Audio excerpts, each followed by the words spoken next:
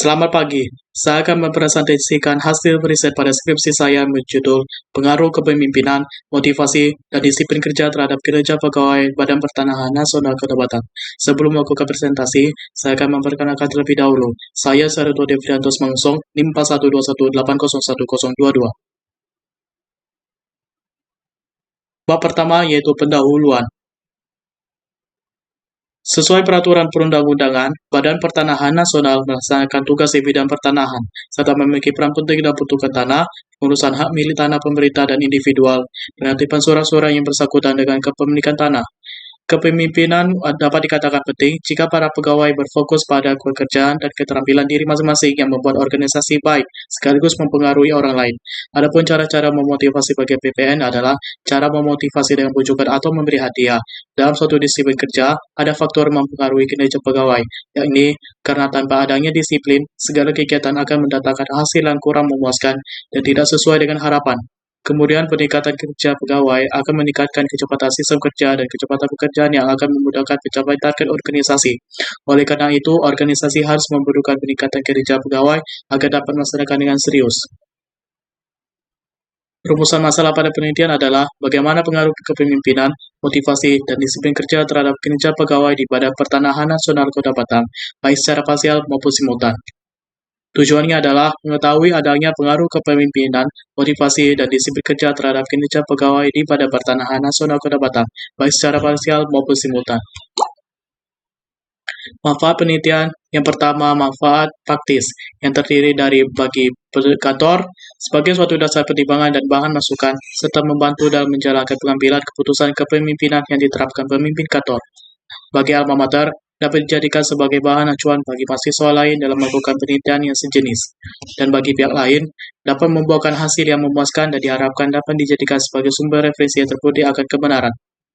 Kemudian, manfaat teoritis, yaitu yang pertama, bagi peneliti, dapat memperbanyak pengetahuan baik, memperluas wawasan, mengendalikan pikiran, dan menjadi media untuk mengimplementasikan ilmu yang didapat selama menjalani perkuliahan.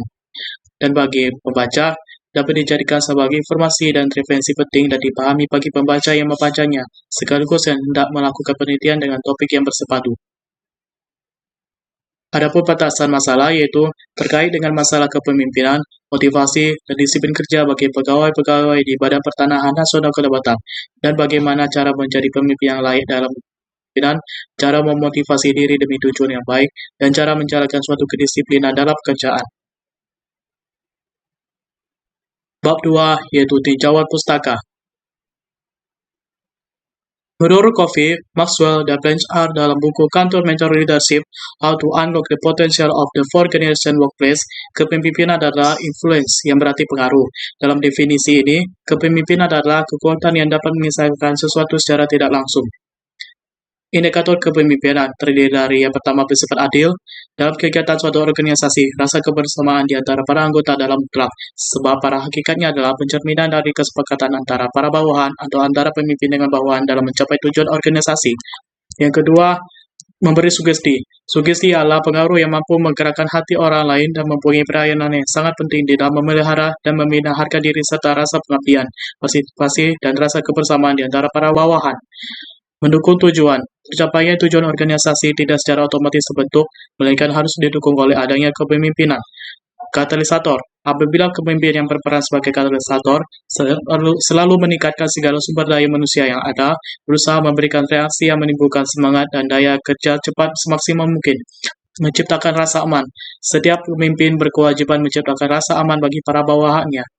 Yang keenam, sebagai wakil organisasi.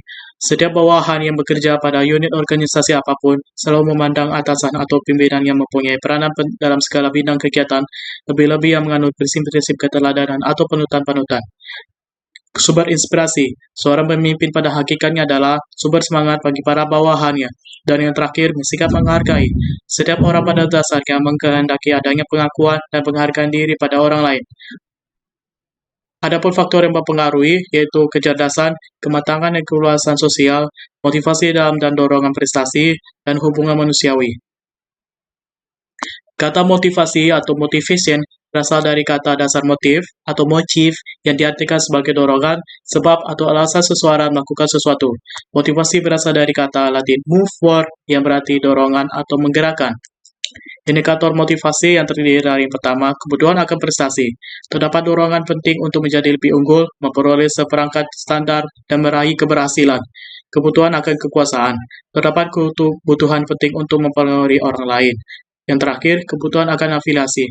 Terdapat hal adanya hasrat untuk bersahabat dan kebutuhan untuk berhubungan lebih dekat secara antar personal. Adapun faktor yang mempengaruhi motivasi yaitu promosi, prestasi kerja, pekerjaan itu sendiri, penghargaan, tanggung jawab, pengakuan, dan keberhasilan dalam bekerja. Menurut Hasibuan, disiplin kerja adalah kesadaran serta kerelaan seseorang untuk menaati semua peraturan yang ada di dalam kantor dan norma-norma sosial yang berlaku. Indikator disiplin kerja yang pertama, kehadiran di tempat kerja. Sebagai indikator yang mendasar bertujuan mengukur kedisiplinan dan pegawai yang memiliki disiplin kerja rendah terbiasa untuk terlambat dalam bekerja. Ketaatan pada peraturan kerja. Pegawai yang mematuhi peraturan kerja tidak akan melakukan prosedur kerja dan selalu mengikuti pedoman kerja yang ditetapkan perusahaan. Ketaatan pada standar kerja. Pegawai yang senantiasa menyelesaikan tugas yang dibebankan kepadanya sesuai prosedur dan tanggung jawab atas hasil kerja dapat pula dikatakan memiliki disiplin kerja yang baik. Dengan kewaspadaan tinggi, pegawai memiliki kewaspadaan tinggi akan selalu berhati-hati, penuh perhitungan dan ketelitian dalam bekerja, serta selalu menggunakan suatu secara efisien dan efisien. Yang terakhir, bekerja etis. Beberapa pegawai mungkin melakukan tindakan yang tidak sopan atau tindakan yang tidak pantas, sehingga salah satu wujud dan disiplin kerja pegawai adalah bekerja etis.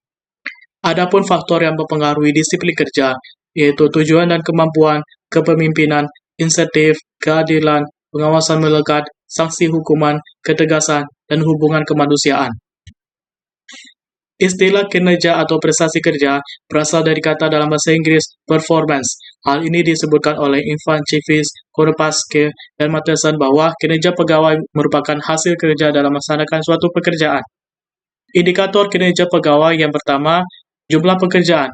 Dimensi ini menyatakan jumlah pekerjaan yang dihasilkan individu atau kelompok sebagai persyaratan yang menjadi standar pekerjaan.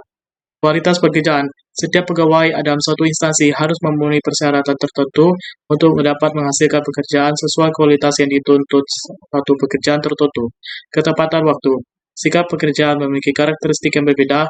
Untuk jenis pekerjaan tertentu harus diselesaikan tepat waktu karena memiliki ketergantungan atas pekerjaan lainnya.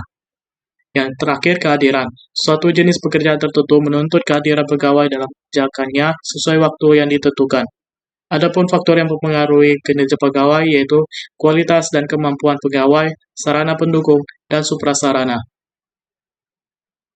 Peneliti memiliki 8 penelitian sebelumnya. Yang pertama, Amiruddin, yang memiliki penelitian yang berjudul Pengaruh Etos Kerja, Disiplin dan Motivasi terhadap Kinerja Pegawai pada Dinas Perindustrian dan Perdagangan Kabupaten Biak Numfor. Amiruddin menggunakan variabel bebas etos kerja, disiplin kerja, dan motivasi, serta variabel terikat kinerja pegawai. Amiruddin menggunakan metode analisis regresi linear berganda. Hasilnya, etos kerja, disiplin kerja, dan motivasi kerja berpengaruh signifikan terhadap kinerja pegawai. Yang kedua, Ambarita, Lee, Effendi, dan Siska memiliki penelitian yang berjudul Pengaruh Disiplin Kerja dan Komunikasi terhadap Kinerja Pegawai pada Kantor Badan Pertanahan Nasional Kota Pematang Siantar. Mereka menggunakan variabel bebas disiplin kerja dan komunikasi, serta kinerja terikat kinerja pegawai. Mereka menggunakan metode analisis regresi linear berganda. Hasilnya, disiplin kerja dan komunikasi berpengaruh positif dan signifikan terhadap kinerja pegawai. Yang ketiga, Iqbal dan Amirul Mukminin yang memiliki penelitian yang berjudul The Effect of Work Discipline and Work Motivation on Employee Performance at UPT Puskemas Ambalawi District. Mereka menggunakan variabel bebas disiplin kerja dan motivasi kerja, serta variabel terikat kinerja pegawai. Mereka menggunakan metode analisis regresi linear berganda. Hasilnya, disiplin kerja terhadap kinerja pegawai berpengaruh, tetapi motivasi kerja terhadap kinerja pegawai tidak berpengaruh. Yang keempat, Astuti dan Amala, yang memiliki penelitian yang berjudul Effect of Work Discipline on Employee Performance in the Office of Public Appraisal Service Hadley, Area 1 and Partners. Mereka menggunakan variabel bebas, disiplin kerja, dan variabel terikat kinerja pegawai. Mereka menggunakan metode analisis regresi linear sederhana. Hasilnya, disiplin kerja berpengaruh signifikan terhadap kinerja pegawai. Yang kelima, Jeffrey and Dantas. Ia memiliki penelitian yang berjudul The Effect of Leadership, Work Motivation, Work Environment Towards Employee Performance. Mereka menggunakan variabel bebas kepemimpinan, motivasi kerja, dan lingkungan kerja, serta variabel terikat kinerja pegawai. Mereka menggunakan metode analisis regresi linear berganda. Hasilnya, kepemimpinan, motivasi kerja, dan lingkungan kerja berpengaruh signifikan terhadap kinerja pegawai. Yang keenam, Hotiana dan Fibrasia, yang memiliki penelitian yang berjudul Pengaruh Motivasi dan Stres Kerja Terhadap Kinerja Pegawai. Studi pada bagian kepegawaian dan organisasi Biro Umum Kepegawaian dan Organisasi Kementerian Pariwisata RI.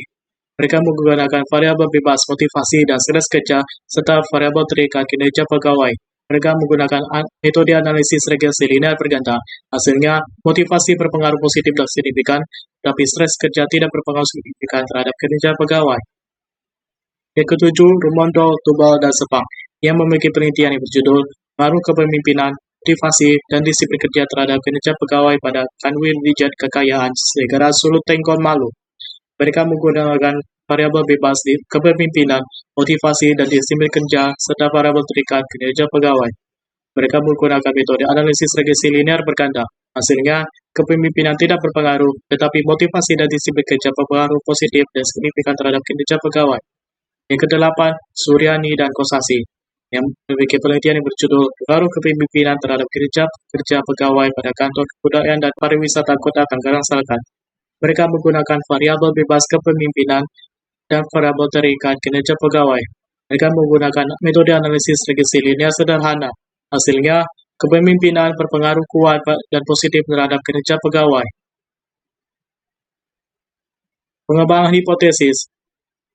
Pengembangan hipotesis yang pertama atau H1 yaitu kepemimpinan berpengaruh positif dan signifikan terhadap kinerja pegawai di Badan Pertanahan Nasional Kota Batam. Hipotesis H2 yaitu motivasi berpengaruh positif dan signifikan terhadap kinerja pegawai di Badan Pertanahan Nasional Kota Batam.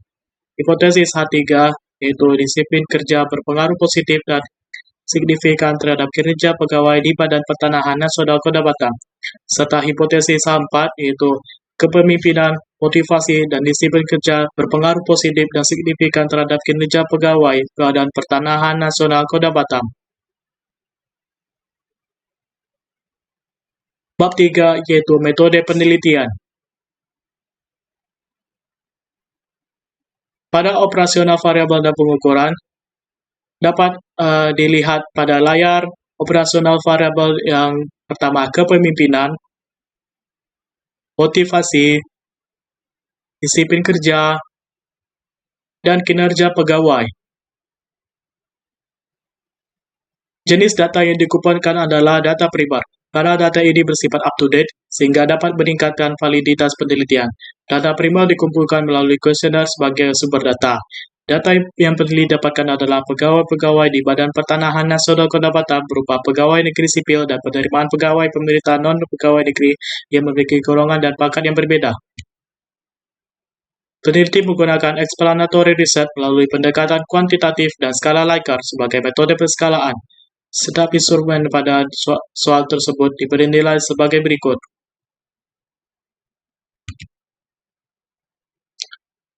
Waktu penelitian dilakukan pada Agustus 2021 hingga Juli 2022 di Kantor Pertanahan Kota Batam. Kuesioner dibagikan kepada para pegawai di Badan Pertanahan Nasional Kota Batam. Objeknya adalah pegawai-pegawai di BPN Batam yang jabatannya dimulai dari Kepala Kantor, Kepala Subbagian Tata Usaha, Analis, Pengelola, Bendahara, Kepala Seksi, Penata Pertanahan, Penata Kadastral Pertama, Pengadministrasi Umum, Tugas Ukur, dan sebagainya. Peneliti menetapkan jumlah sampel dalam penelitian ini adalah 60 orang, karena sesuai dengan saran yang dilakukan oleh Roscoe, yaitu ukuran sampel yang layak adalah 30-500, atau bila sampel yang diambil dalam kategori, maka jumlah anggota sampel setiap kategori minimal 30.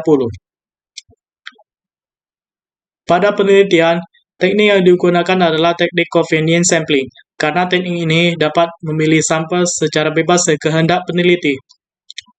Pada penelitian ini, Teknik yang digunakan adalah metode survei dalam bentuk angket atau kuesioner sebagai instrumen untuk pengumpulan data.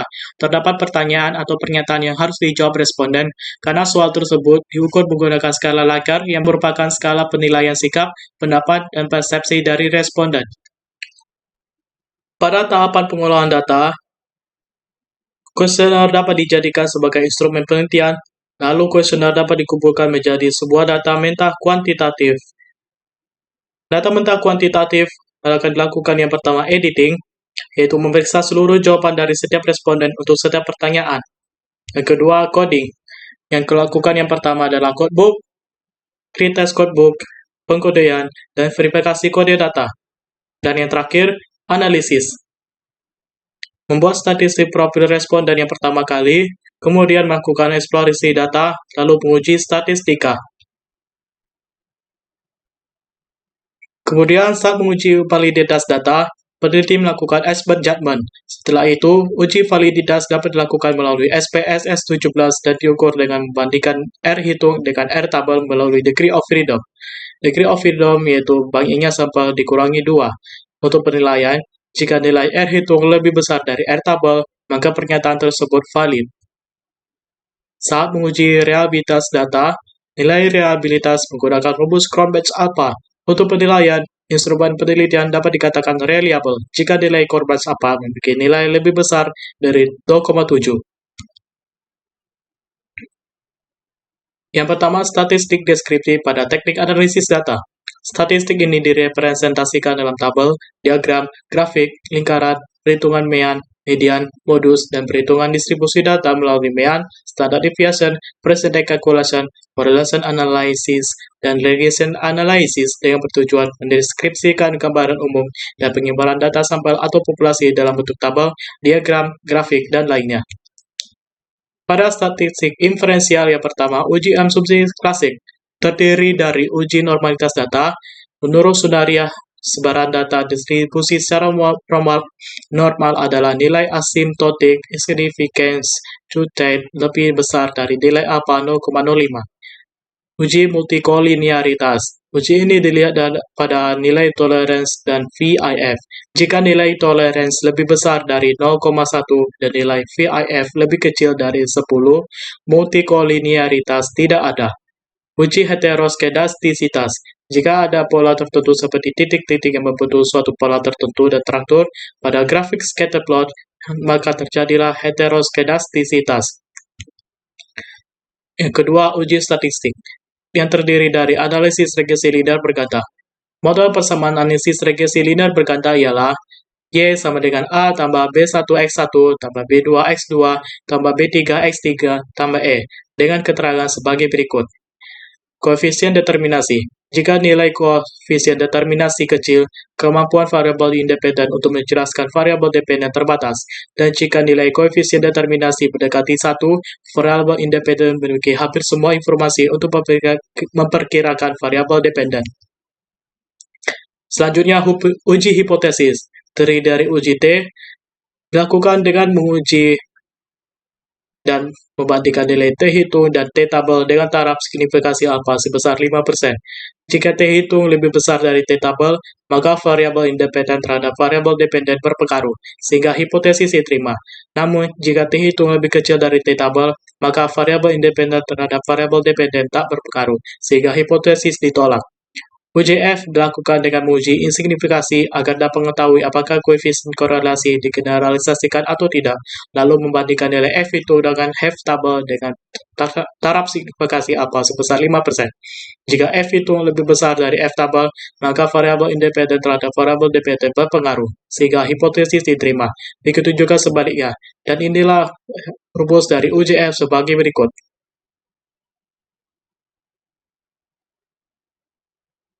Hasil penelitian dan pembahasan.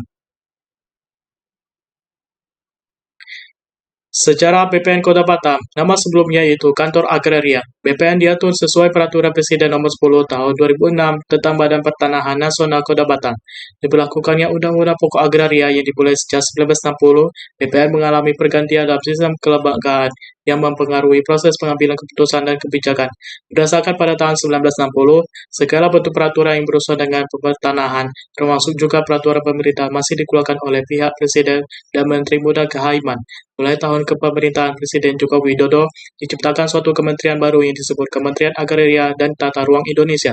Maka terhitung sejak 27 Oktober 2014, kekuasaan BPN berada di bawah naungan dan wewenang Menteri Agraria dan Tata Ruang. Struktur organisasi dapat dilihat pada gambar sebagai berikut.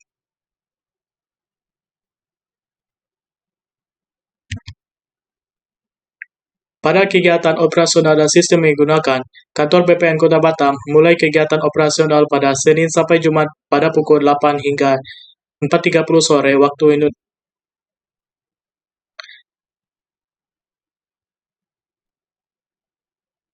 Kantor BPN Kota Batam memulai kegiatan operasional pada hari Senin hingga Jumat pada pukul 8 pagi hingga 4.30 sore.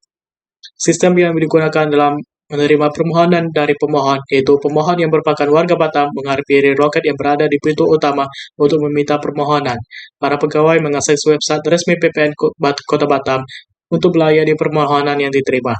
Kemudian jika berhasil, petugas dapat mencetak bukti hasil permohonan agar pemohon dapat mengetahui hasil yang petugas dapatkan. Selain itu, jika pemohon mengurus sertifikat, pemohon harus memenuhi syarat dengan melampirkan dokumen-dokumen tertentu. Jika pemohon telah memenuhi syarat saat pemohon berada di BPN, pemohon menerima tanda terima dokumen, tetapi harus membuat janji dengan petugas untuk mengukur tanah. Kemudian petugas melakukan pengukuran lokasi dengan ditunjukkan batas-batas oleh pemohon atau kuasanya. Setelah itu, pemohon harus membayar biaya perolehan hak atas tanah dan bangunan sesuai luas tanah yang tercantum dalam surat ukur. Uji instrumen penelitian. Yang pertama, uji validitas data. Degree of freedom yang didapatkan adalah 58, sehingga R tabel yang didapat adalah 0,254. Variabel kepemimpinan memiliki 9 item yang mendapat R hitung yang lebih besar dari R tabel, sehingga keputusannya valid. Variabel motivasi yang memiliki 6 item yang mendapat nilai R hitung yang lebih besar dari R tabel, sehingga keputusannya valid. Variabel disiplin kerja memiliki 10 item yang mendapat nilai R hitung yang lebih besar dari R tabel, sehingga keputusannya valid. Variabel kinerja pegawai memiliki 10 item yang mendapat nilai R hitung lebih besar dari R tabel, sehingga keputusannya valid. Keempat variabel yaitu kepemimpinan, motivasi, disiplin kerja, dan kinerja pegawai memiliki nilai alpha Cronbase yang lebih besar dari nilai standar 0,7, sehingga keputusannya reliable. Berdasarkan 60 responden yang didapatkan, dilihat dari jenis kelamin, jumlah responden laki-laki sama dengan jumlah responden perempuan, yaitu 30 orang dengan presentasi 50%. Dilihat dari segala usia, ada responden yang berusia kurang dari 20 tahun dan responden yang berusia 45 hingga 49 tahun. Tetapi responden yang berusia 20 hingga 24 tahun sebanyak 14 orang dengan presentasi 23,3%. Responden yang berusia 25 hingga 29 tahun sebanyak 21 orang dengan presentasi 35%. Responden yang berusia 30 hingga 34 tahun sebanyak 12 orang dengan presentasi 20%. Responden yang berusia 35 hingga 39 tahun sebanyak 6 orang dengan presentasi 10%. Responden yang berusia 40 hingga 44 tahun sebanyak 5 orang dengan presentasi 8,3%. Sedangkan responden yang berusia lebih dari 50 tahun sebanyak 2 orang dengan presentasi 3,3%. Dilihat dari pendidikan terakhir, responden dengan pendidikan terakhir SMA atau sederajat sebanyak 9 orang dengan presentasi 15%. D1 sebanyak 8 orang dengan presentasi 13,3%. D3 sebanyak 10 orang dengan presentasi 16,7%. D4 sebanyak 5 orang dengan presentasi 8,3%. S1 sebanyak 25 orang dengan presentasi 41,7%. Dan S2 sebanyak 3 orang dengan presentasi 5%. Dilihat dari masa kerja, responden yang memiliki masa kerja kurang dari 5 tahun sebanyak 22 orang dengan presentasi 36,7%. Responden yang memiliki masa kerja antara 5 hingga 9 tahun sebanyak 22 orang dengan presentasi 36,7%. Responden yang memiliki masa kerja 10 hingga 14 tahun sebanyak 11 orang dengan presentasi 18,3%. Sedangkan responden yang memiliki masa kerja lebih dari 15 tahun sebanyak 5 orang dengan presentasi 8,3%. Adapun hasil jawaban responden pada setiap item pertanyaan atau pernyataan yang akan dicari nilai rata-rata dan dilakukan penilaian berdasarkan rentang skala menggunakan rumus dari Umar sebagai berikut. Jika rentang skala pada penelitian itu 0,8, maka dilihat hasil interval dan kategori pada tabel berikut. Yang pertama, kepemimpinan. X1.1 mendapat nilai MIAN 4,33 dan dikatakan sangat baik. X1.2 mendapat nilai MIAN 4,3 dan dikatakan sangat baik. X1.3 mendapat nilai MIAN 4,23 dan dikatakan sangat baik. X1.4 mendapat nilai MIAN 3,92 dan dikatakan baik. X1.5 mendapat nilai MIAN 4,18 dan dikatakan baik. X1.6 mendapat nilai MIAN 4,17 dan dikatakan baik. X1.7 mendapat nilai MIAN 4,28 dan dikatakan sangat baik. X1.8 mendapat nilai MIAN 4,28 dan dikatakan sangat baik. X1.9 mendapat nilai MIAN 4,17 dan dikatakan baik. Hasil MIAN variabel yang didapatkan adalah 4,21 dan dikatakan sangat baik. X1.1 mendapat nilai MIAN tertinggi, sedangkan X1.4 mendapat nilai MIAN terendah. Yang kedua, motivasi. X2.1 mendapat nilai MIAN 4,38 dan dikatakan sangat baik. X2.2 mendapat nilai MIAN 4,17 dan dikatakan baik. X2.3 mendapat nilai MIAN 4,18 dan dikatakan baik. X2.4 mendapat nilai MIAN 4,17 dan dikatakan baik. X2.5 mendapat nilai MIAN 4,23 dan dikatakan sangat baik. X2.6 mendapat nilai MIAN 3,73 dan dikatakan baik. Hasil MIAN variabel yang didapatkan adalah 4,14 dan dikatakan baik. X2.1 mendapat nilai MIAN tertinggi, sedangkan X2.6 mendapat nilai MIAN terendah. Yang ketiga, disiplin kerja. X3.1 mendapat nilai MIAN 4,45 dan dikatakan sangat baik. X3.2 mendapat nilai MIAN 4,65 dan dikatakan sangat baik. X3.3 mendapat nilai MIAN 4,6 dan dikatakan sangat baik. X3.4 mendapat nilai MIAN 4,4 dan dikatakan sangat baik. X3.5 mendapat nilai MIAN 4,45 dan dikatakan sangat baik. X3.6 mendapat nilai MIAN 4,5 dan dikatakan sangat baik. X3.7 mendapat nilai MIAN 4,47 dan dikatakan sangat baik. X3.8 mendapat nilai MIAN 4,4 dan dikatakan sangat baik. X3.9 mendapat nilai MIAN 4,37 dan dikatakan sangat baik. X3.10 mendapat nilai MIAN 4,58 dan dikatakan sangat baik.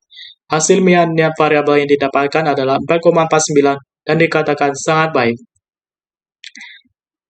X3.2 mendapat nilai MIAN tertinggi, sedangkan X3.9 mendapat nilai MIAN terendah.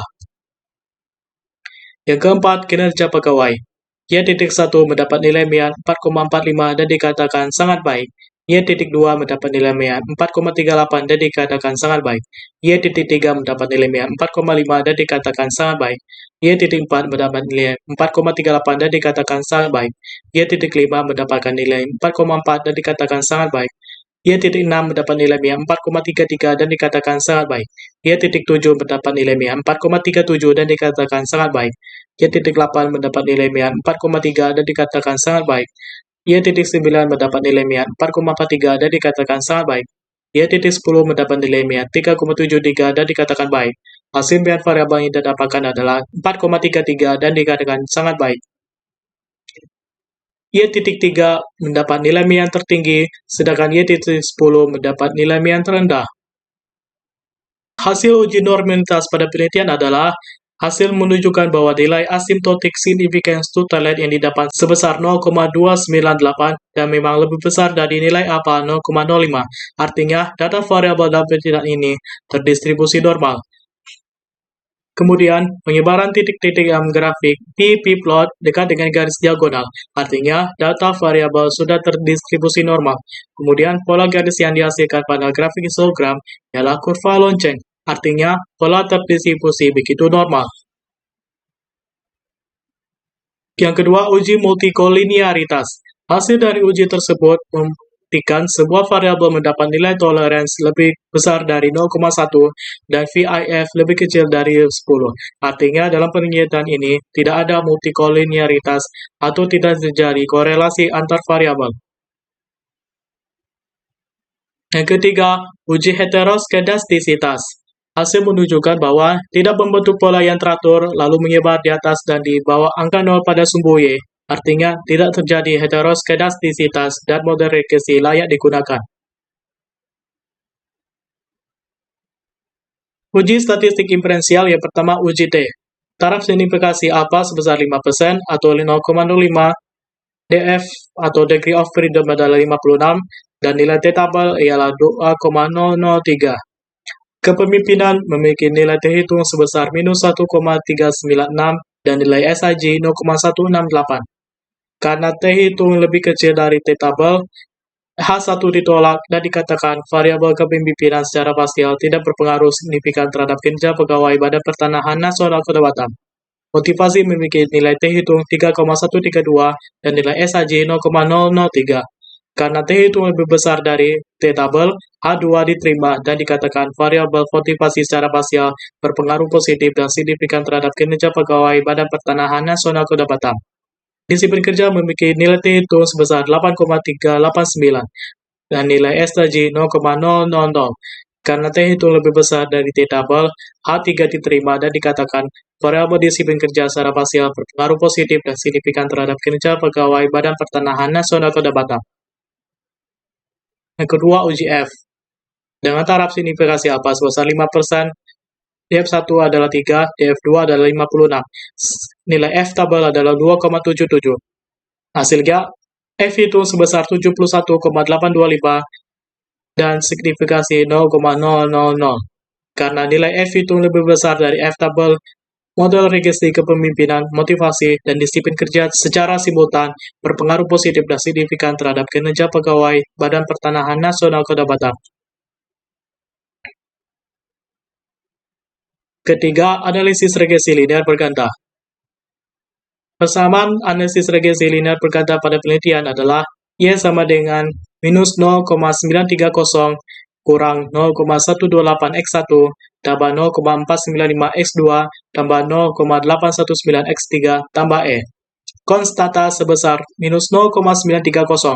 Artinya, jika kepemimpinan, motivasi, dan disiplin kerja bernilai 0, maka kinerja pegawai yang nilainya adalah minus 0,930.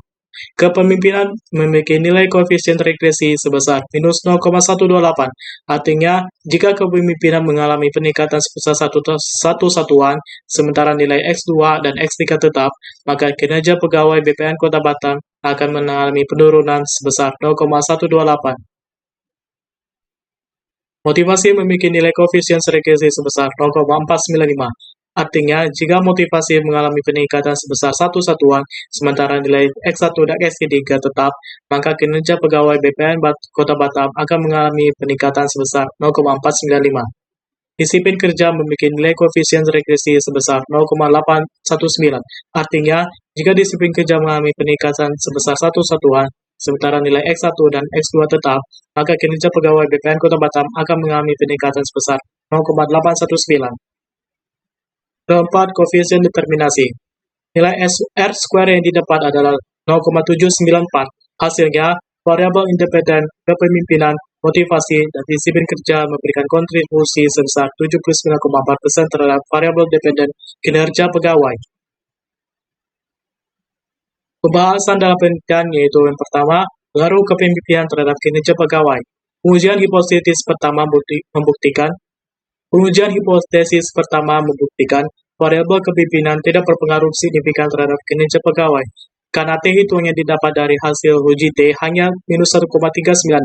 Karena nilai T hitung kurang dari T tabel, hipotesis ditolak dan dikatakan kepemimpinan tidak berpengaruh signifikan terhadap kinerja pegawai Badan Pertanahan Nasional Kota Batam. Alasannya adalah kualitas pemimpin hanya ditentukan oleh kemampuan pemimpin dengan perantaraan orang lain, serta pengaruh yang dipancarkan pemimpin terhadap bawahannya. Selain itu, dalam hal ini belum ada peningkatan semangat kerja dan tidak ada motivasi bagi pegawai. Hasil penelitian ini sejalan dengan penelitian yang dilakukan Rumendorf, Tumbal, dan Sepang. Karena dari penelitian sebelumnya, variabel kepemimpinan sama-sama tidak berpengaruh signifikan. Yang kedua, pengaruh motivasi terhadap kinerja pegawai. Pengujian hipotesis kedua membuktikan variabel motivasi berpengaruh positif dan signifikan terhadap kinerja pegawai, karena nilai T-hitung yang didapat dalam hasil uji T hanya 3,132. Karena nilai T-hitung lebih dari T-double, hipotesis diterima dan dikatakan motivasi berpengaruh positif dan signifikan terhadap kinerja pegawai Badan Pertanahan Nasional Kedaulatan.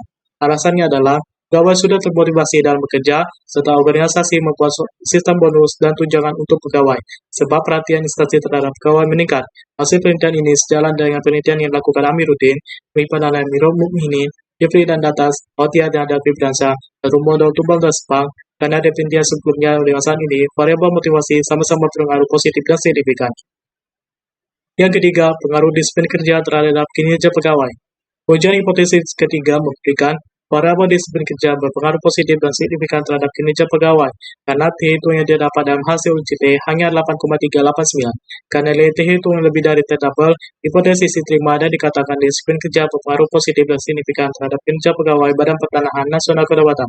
Alasannya adalah para pegawai tetap mengikuti segala peraturan yang berlaku dan berlaku baik, sehingga dapat mencapai tujuannya melalui disiplin kerja yang menjadi ciri setiap sumber utama manusia dalam organisasi. Hasil penelitian ini sejalan dengan penelitian yang dilakukan Amiruddin, Amrita, Lee, Effendi, dan Siska, dan Amirul Mukminin, Asuti dan Amala, Jeffrey dan Datas, dan Rumodol Tumbal dan Sepang. Karena dari penelitian sebelumnya dengan saat ini, variabel disiplin kerja sama-sama berpengaruh positif dan signifikan. Yang keempat, pengaruh kepemimpinan, motivasi, dan disiplin kerja terhadap kinerja pegawai. Hasil membuktikan variabel kepemimpinan, motivasi, dan disiplin kerja berpengaruh positif dan signifikan terhadap kinerja pegawai, karena F-hitung yang didapat dalam hasil uji F hanya 71,825. Karena nilai F-hitung dari F-double, hipotesis diterima dan dikatakan kepemimpinan, motivasi, dan disiplin kerja secara simultan berpengaruh positif dan signifikan terhadap kinerja pegawai Badan Pertanahan Nasional Kedaulatan. Selain itu, hasil menunjukkan bahwa kontribusi yang diberikan oleh variabel independen, yaitu kepemimpinan, motivasi, dan disiplin kerja terhadap variabel dependen yaitu kinerja pegawai sebesar 0,794 atau 79,4%. Hal ini menunjukkan masih ada variabel lain di luar penelitian ini yang dapat mempengaruhi kinerja pegawai. Hasil penelitian ini sejalan dengan penelitian yang dilakukan Rumendorf, Tumbal, dan Sepang. Karena dari penelitian sebelumnya dengan saat ini, variabel kepemimpinan, motivasi, dan disiplin kerja sama-sama pengaruh positif dan signifikan. Kesimpulan.